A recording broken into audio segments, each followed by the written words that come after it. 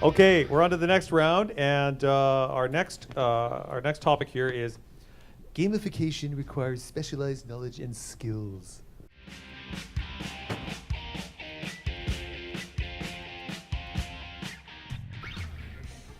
That sounded a bit like the comic book guy, didn't it? I didn't mean to. Okay, so can we do the randomizer, or are you already way ahead of me? All right, Steve finally wins one.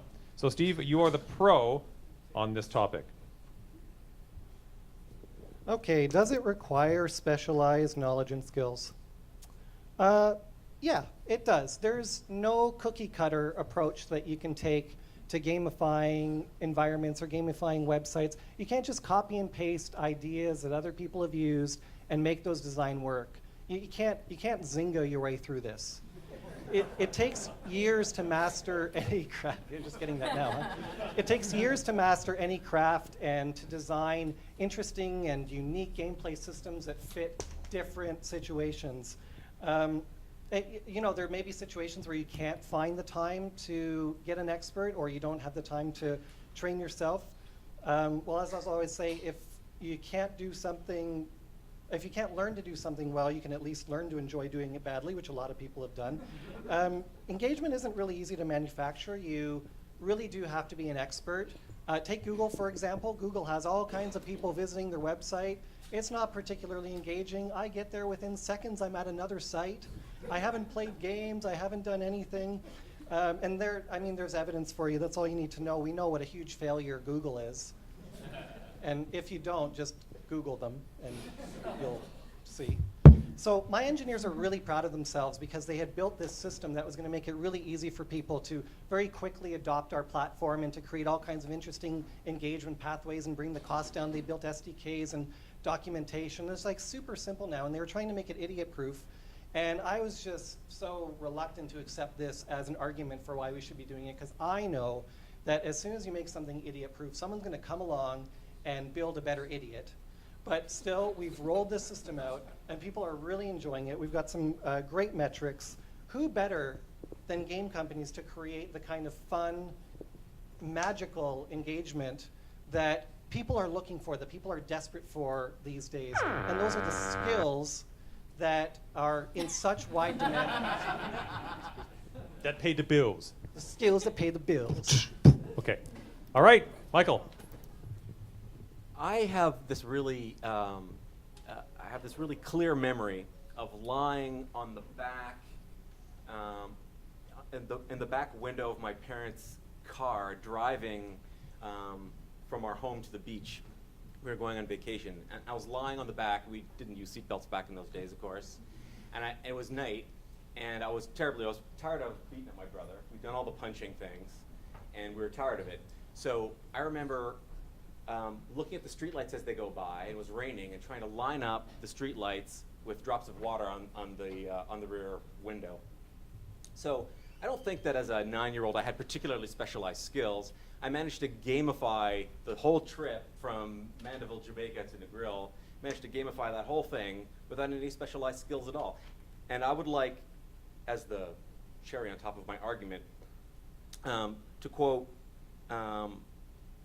Mark Twain, 1876. Tom Sawyer had discovered a great law of human action without knowing it, namely that to make a man or a boy covet a thing, it's only necessary to make that thing difficult to obtain. Tom Sawyer how old was he supposed to be in that story? I think he did it. I think he managed to get a whole crowd of people to accomplish a lot of work without any really specialized skills or training. I think that boy didn't graduate from the 5th grade. And his best friend was named Huckleberry. Just saying. He didn't have all the advantages, clearly. But Okay, Steve. Now you've just been hit with a Mark Twain quote. How are we gonna fend that off? Beat that. Ouch.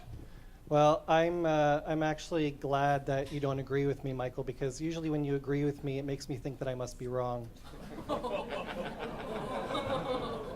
So to even suggest that this is something that doesn't require skill is so ludicrous. What we've built here is an art form. It's a precious skill for game designers to come into these sort of situations and to impart their deep and rich volumes of experience and years of mastery learning how to navigate through a Pac-Man maze. Mark Twain, Pac-Man. Okay, so we have Mark Twain and Pac-Man, so you're probably gonna have to drop a, you know, That's like the Tetris- that's like the perfect the segue. Tetris Mark thing. Twain to Pac-Man.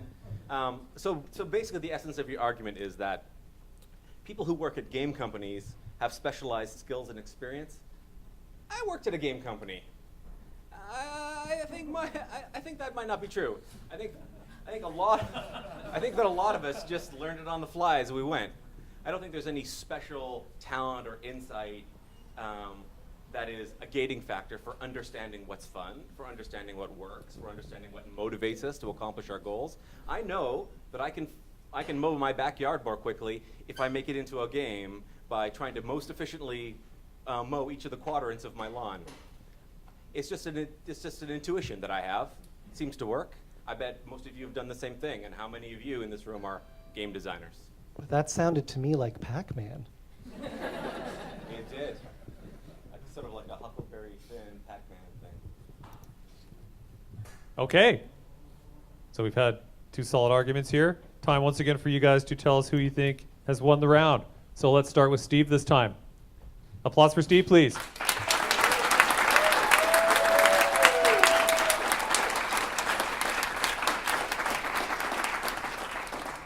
And for Michael.